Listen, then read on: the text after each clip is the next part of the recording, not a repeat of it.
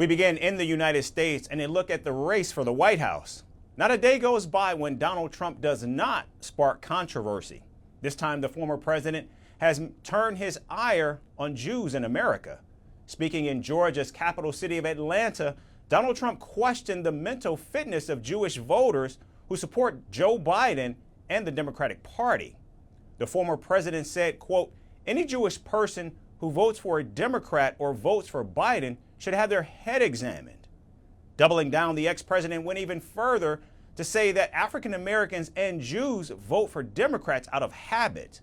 Now, President Biden's campaign shot back at Donald Trump, calling his speech divisive and hateful.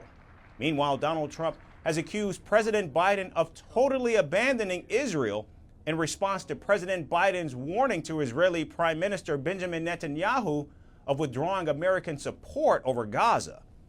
The former president has repeatedly criticized the Biden administration for failing to maintain stability in the Middle East, which Donald Trump claims was achieved during his tenure with the Abraham Accords. Now pandering to his voter base at home, Donald Trump upped the ante against President Biden, calling his economic policies a disaster. Biden has totally lost control of inflation. It's back. It's raging back.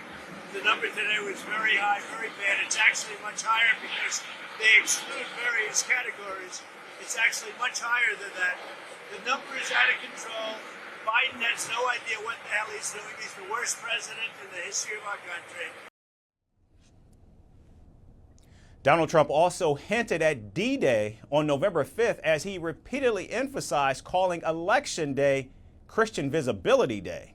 Now, the former president's largest following is among white evangelical Christians who have been voting for Donald Trump since 2016 and plan on continuing with the trend in 2024. I plan to vote for Donald Trump because he seems to help our economics a lot more than our current president.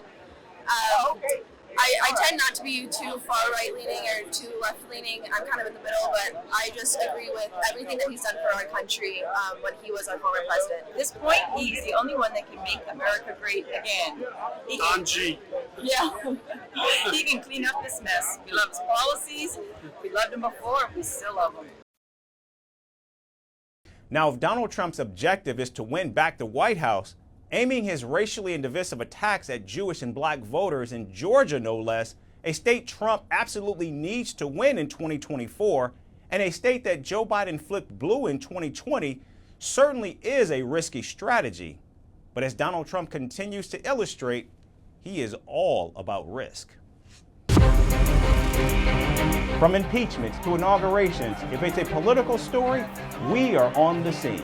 The race for the White House is heating up. We're beating Biden. How dare he say that? If it's breaking news, we're live with the latest coverage. From the White House, the State Department, and Capitol Hill, we know the issues, but above all, we know the players to bring you the latest in-depth analysis on all the key stories that we're covering.